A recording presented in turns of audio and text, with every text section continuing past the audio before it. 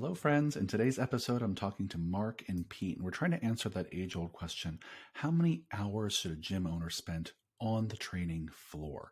So if you're interested in finding a better balance for your time on and off the floor as a gym owner, this is a great episode for you. So keep on listening.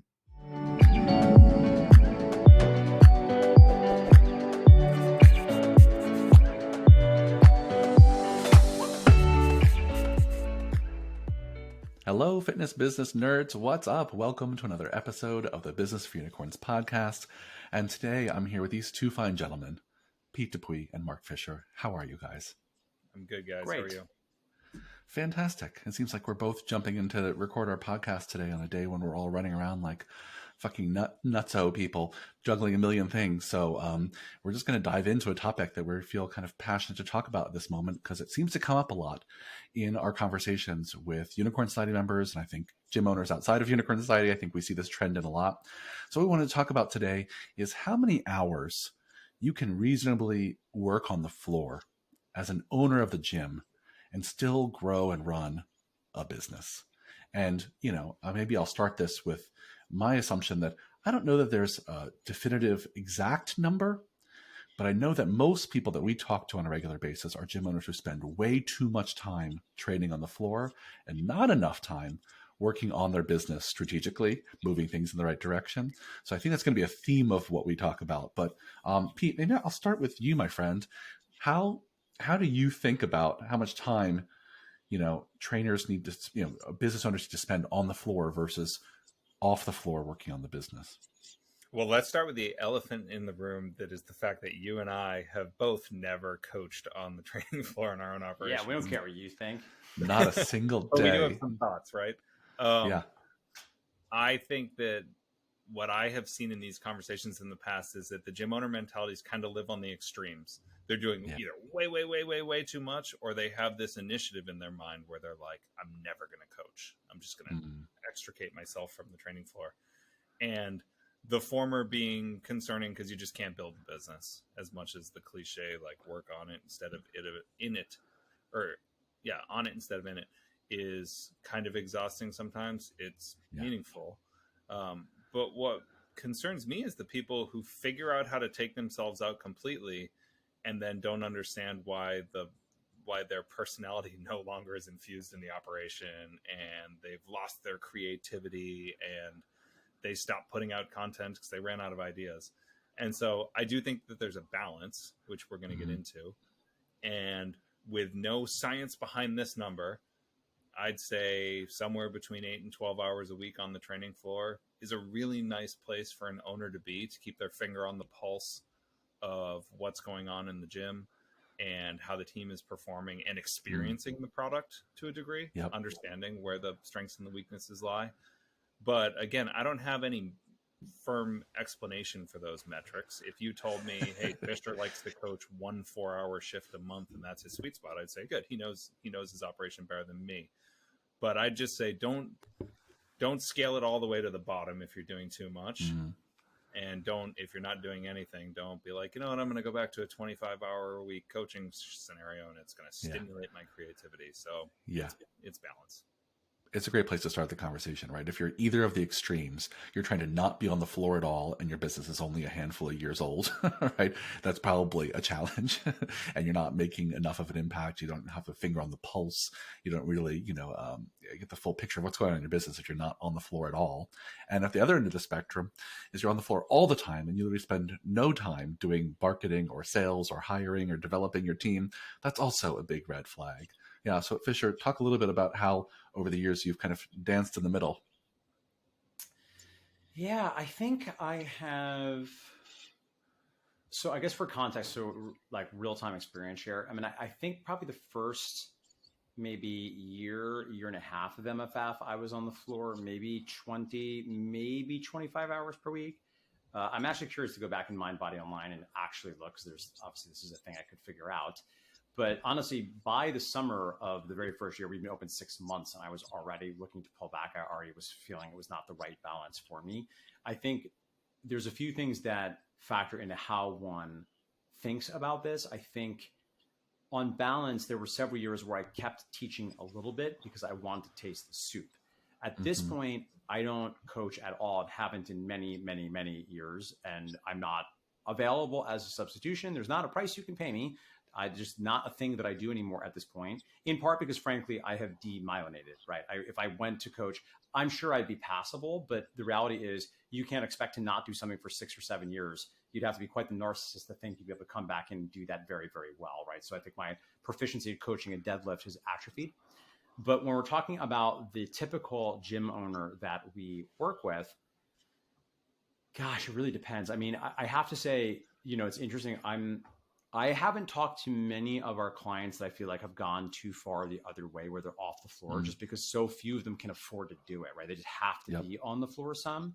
I think if that was your dream, I do think it's possible, but I think there's a few things that will become issues. I think to Pete's point, if your job is the brand ambassador and you're the face of the business and you're driving the business, it's kind of hard to pull off, which admittedly we did kind of pull off, which is I get to be the dancing monkey, but I'm not in the building literally almost ever.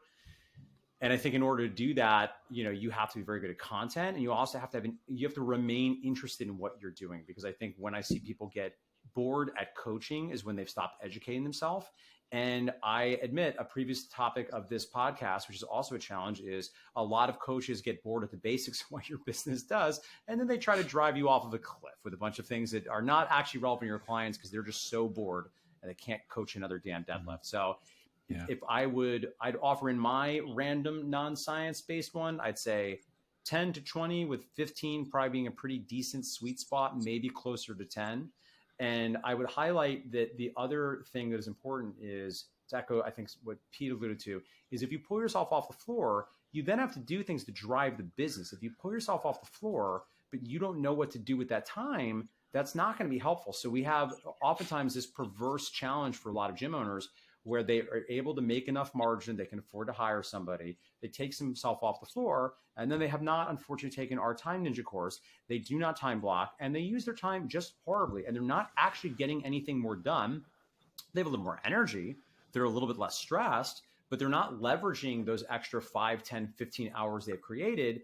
They just sort of putter about, and they do things that aren't really meaningfully moving the ball forward, because for the most part, at the risk of being painting with too broad of a brush and being too, I think, dictatorial about how you spend this time, you grow the business. Some of that time, of course, should be spent on developing and growing your team, but most of it is going to go into marketing, sales, business growing activity. And the challenge for a lot of individuals are they don't want to be on the floor that much, but if you don't want to do the marketing thing, well, now we have issues because now I don't really have much else to tell you. And it's going to be very hard for the margin to be exciting if you're not actually also growing the business. I 100%. I'm so glad you took in that direction, Fisher, because this is what I was going to share, is that I agree with both of you 100% that for the average gym owner who wants to learn how to run their business and they want to get good at marketing and sales and developing team and hiring a team and all that, then 100% I think 10 to 15 hours on the floor is a good sweet spot, and the rest is running the business, doing all those things with a preference towards revenue generating, lead generating activity. Like that's what you should be spending your time on. I do want to carve out a lane that I don't think we talk about enough. I think there's a good percentage of gym owners, and I would say a good percentage of even Unicorn Society members right now, who I think maybe if I had my magic wand for them, they should actually stay on the fucking floor. They should actually keep doing what they love the most, which is training people, making programs. Do that 20 hours a week, 25 hours a week, because you have spent, many of them, spent years trying to convince themselves, one day I'm going to get good at marketing. One day I'm going to learn to love sales. One day I'm going to suddenly want to be a manager of people. And some of you are just not ever going to get to that place. And that is fucking okay. Like, it's okay if you don't want to manage people or you don't want to do your books or, but someone has to. Right. So if you want to stay on the floor and keep doing what you're passionate about, which is coaching and deadlifting and working out with people and being awesome with your clients, great. You just might need a business partner. You might need a Pete or a Michael back in the day, right? Like you might need someone to do those things that you just haven't been able to bring yourself to do. And that is okay too. You don't have to get great at those skill sets if that's not really in your heart, but someone's got to friggin' do it. Would you all agree with that? Is that too? Yeah. Well, that's why I'm here today. 1,000,000%. Yeah. Yeah. Go ahead, Pete. What were you going to say? Eric came to me and he said, Pete, swiping credit cards, answering phone calls, responding to emails, explaining our pricing model. These are things that make me want to claw my eyes out. Why don't we take a gym with 0 revenues and have a full-time business director right out of the gate so that I can optimize the stuff that I know I'm really good at? Yeah. And he knew it. I mean, he said right from the start, if you're there and you're freeing up all those hours of administrative stuff that we do as the business people on the front end, well, those are hours he could be writing. And he was a prolific content creator back then, and it filled our assessment schedule like crazy. And he just did the things he liked. And I mean, newsflash, none of those things were appealing to me, nor did they match my skill set. So I always say that if you take that, like that E-Myth concept, the manager, the technician, and the entrepreneur, what we had was a scenario where we touched all 3 and we overlapped on entrepreneur, which was just this like beautiful thing because he hates managing people. Yeah, I've learned to embrace it, and he was a world-class technician. I wasn't. And so we found our middle ground on our training sessions when we'd train together, and the entrepreneur piece, the creative piece, would happen in between the sets. And that's really how we built this the first handful of years, and Tony Gentilcore being right there in the mix for that as well. That was the creative model for us for like 5 years. Yeah. I love that. And I think another thing I'll throw out there is that, listeners, you don't necessarily need a business partner tomorrow, right, to take advantage of this idea, right? Like, it can start small, right? If you don't want to be the one that is swiping credit cards and follow-up emails, then you can start with a virtual assistant, right? You can start with offboarding those things that you just know you're never going to want to do. And then that virtual assistant turns into a part-time front desk person, and then a full-time office manager, and then, a chief operating officer, whatever the path it takes, or a GM. But ultimately, someone has got to fill that side of the business to make sure that the marketing and the sales and the finance and all of that is running. And they should want to do it. Someone should be in that seat that is just as stoked to do that stuff as maybe some of you listening are to do the coaching and the fitness. Good, Fisher. I know that that's been part of your path of why you're not in the building anymore is slowly delegating a lot of that stuff. Totally. And it takes time, and it's a tough skill set to learn. Yeah, it's I think a lot of this challenge comes down to, I think what we're discussing, if we were to thin slice it here, is what do you love? How do you spend more time doing that? I think, admittedly, a challenge I see in a lot of markets for a lot of these individuals, and this is, at the risk of getting like too dark and pessimistic about all of this, is that's right. That's what you're here for, dark, pessimistic Mark, as people know me. Part of the challenge we see is if you are bad at business, you tend to just want to like throw up your hands and want someone else to do it for you. You don't know how to actually hire or manage somebody that's good at it. Mm-hmm. You're asking an employee to do things that you are unwilling and unable to do as the owner, because whoever's driving the business, if that doesn't, and listen, there's a world where you can be brand ambassador, star trainer, and you're just good, dynamic, charismatic sales. And you're so good that drives a lot of the leads. And you just need a manager to come in to make sure the bills are paid on time, to handle the staffing stuff. That's a scenario that actually can work well, right? And what I like about that is if you just love training and being on the floor, then you should do that. And you might actually make bigger impact on your business by staying on the floor a lot, if that's your actual passion. And frankly, if we look at the math, your margin is going to be better depending on how you split that all up. If you're doing a lot of the film of the services, well, that's money that can now go in your pocket. You can pay yourself a great hourly rate as a star trainer, and then have a profit share, and then have whatever you're going to take for admin. And then you've got some cheese left over to have somebody do some of the administrative tasks. And I think that can work. I think the other piece of this that becomes challenging, and I'm writing an article about this right now, which is also very dark, and I think it'll make people sad, about like the truth about aging gym owners.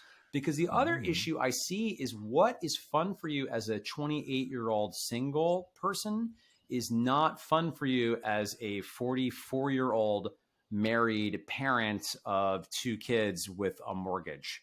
So that changes in very dramatic ways. And because the most consistent cognitive quirk that trips up people, there's many of them, but one of them is what's called effective forecasting, which is fancy, just means people do not do a good job of anticipating how they're actually going to feel about things. So the challenge is when you're talking to a hotshot young trainer that's maybe opened up a facility, they just can't see a world where they're ever going to not want to be on the floor 30 hours per week. And they're making a great living, particularly at that age, for doing it. They love the hours. They love wearing sweatpants. They love thinking, eating, breathing, training. They got a couple other trainers to help them out. They've got their own space. They now have the status of being a business owner. And that's all well and good. But the challenge is you're not making enough money. Well, I'll go so far as to say ever. You're not making enough money that you're going to be retired at 40 years old. So what happens is as trainers get into their 40s and 50s, there's always outliers, but more times than not, their body, their interests, they just can't handle those hours, particularly if you're looking to have a somewhat more normative social and family life, which precludes you from working 30 hours before everyone else is on work, after everyone else is on work, and on the weekends. And you have to be there to service the revenue and can't go on vacation. So, I don't mean to be too dark about that, but I do want to offer that, I guess, as a little bit of a cautionary tale that if right now you're listening to this and you think the move is, I'm just going to train forever because that's a thing that I love, listen, more power to you. I support that. And I just want to offer, as your big brother Mark here, Uncle Mark will tell you, that what you want is almost always going to change over time. And it is important to perhaps build in some possibility for a different relationship with your business as the way you want to engage with it changes over time. I'm terrified about that article and how it's going to make me feel. Why, P? Are you gonna be embarrassed that you finally have to stop working 40 hours on the floor? You have to give up that personal training client that's been loyal to you. Mrs. Rossini's finally not going to have you as your one-on-one trainer, and you're so afraid she's going to write you a bad Google review. I feel like I know Mrs. Rossini at this point. I use your terminology. After we wrap this, I will tell you this is related to the subject matter. After we finish, I'm going to shut down my computer and step away from the day because we've collectively been doing coaching calls and doing all our work, and we need to shut down sometimes. And I'm going to go into the gym at the absolute busiest apex part of the day at a busy time of year, and I'm going to train with the people. And John's going to make the same bullshit joke that he always does. Oh, Pete's out here to experience the service. And everybody's going to laugh and make fun of me a little bit, but he's going to be right. And I'm going to go out there, and that is my on the floor hours. I'm going to see where our equipment is tattered and needs to be replaced. And I'm going to realize that there's a part of the gym that we're not keeping clean enough. And I'm going to see that there is overflow in certain areas as far as equipment usage goes and parts of the gym that are underutilized. And I'm going to bring it to staff meeting tomorrow morning, just like I always do. And we talk about the things that we see in the moment. And a lot of this stuff that you need to see while the place is being used stops being on your radar when you're the gym owner who has separated yourself from the training floor. So that's the version of in the gym that I build into my schedule pretty routinely. And it is not a good time of day for me to be out there training. Like it means I can't, I'm not going to be sprinting on the track while there's 40 kids out there and I'm running around people. I have to I'm not optimizing my training experience, but it's an important hour to hour and 15 minutes for me as I think about how this place moves. So, I don't coach. Keeler doesn't coach, but there is a reason to get out there and be in it periodically. Yeah, 100%. I also want to tease out maybe one last thought from what you shared, Fisher, which was the idea that even if you are the person who's not ever going to be super stoked to run your marketing, your sales, manage your team, do your finances, you need to know enough to be able to manage the people who are doing that for you. And I think that's just like a really critical thing to call out. It's like, yeah, you can totally delegate that stuff, but you have to have enough knowledge of those areas, just enough to know that those people are doing a good job, to know what good results look like, to know what good strategies are, because you have to be somewhat involved in managing them. And to do that, you have to know enough about the job. Not that everyone has to be great at the job for the people they're managing. That's certainly not the case, but you need to know enough about what a good job looks like to be an effective manager. Yeah. In fact, if I can offer even one more provocative comment says, it's part of why you almost can't find an ad agency anymore that will just run your ads. That vendor doesn't exist anymore because what happened is the industry writ large threw up their hands for marketing, threw their money at these vendors in exchange for getting easy leads.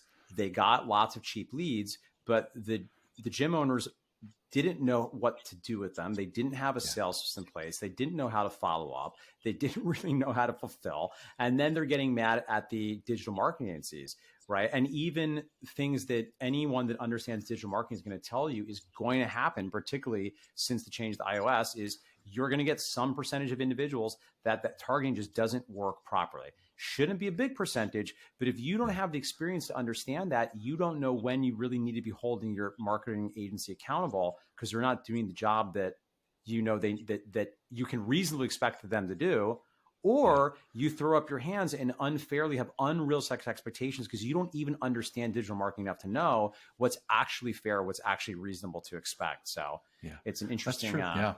It's a great example. And that runs true for every layer of the business, from like, you need to know enough about what your facility looks like to be clean, to know that your cleaners are doing a good job, to like your bookkeeper, like what does your P&L need to look like? How is it organized in a way that you can read it? You need to know enough about that to know they're doing a good job. Like I can keep going up and down the list, and it's just an essential skill. But I know we're going to have to wrap things up for time. Let me see if I can summarize a few points, and y'all might need to help me here.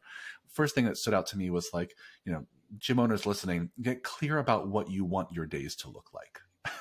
Get clear about the kind of career you're building for yourself in your own business. And I think what we're sharing here is not that you need to only follow your bliss. You're going to have to do plenty of things you don't want to do. But if you're talking yourself into a job that you really are never going to love, you might want to consider delegating that to other people and finding some other ways to balance your time on and off the floor. There's no perfect one, but I think our general recommendation from this call was like 10 to 15 hours on the floor, with another 10 to 15 hours spent off the floor or more working on the business. Seems like the sweet spot for a lot of people. What else did I miss? Anything other summary you all would add to that? No, I think that's the most actionable. Probably the most actionable thing is it's my first question on most calls these days when I'm talking to someone, particularly if they're stressed. It's like, well, how many hours are you on the floor? That's a good one. Yeah. Probably that you need to periodically take inventory of what that optimal looks like. To Mark's point, that I'm 16 years in. I'm sure my definition of work-life balance is pretty different today from what it was at the 0 to 4, 8 to 12, 13 to 16 year mark. So build in the periodic audit. Ask yourself, has my opinion of what good looks like on paper shifted? Make a habit of self-assessing. Is this what I still want? Because to Mark's point earlier, what you want is going to keep changing. Even if right now you don't think it will, you're probably wrong. It's probably going to change. Amazing. Well, thanks for this great conversation, gents. Listeners, if you love this, please leave us a 5-star review everywhere you listen. Let us know what you want us to talk about next. Email us, Michael, Mark, Pete at businessunicorns.com. Thanks for the great chat, gentlemen. Talk to you on the next one. Take care, guys. Bye.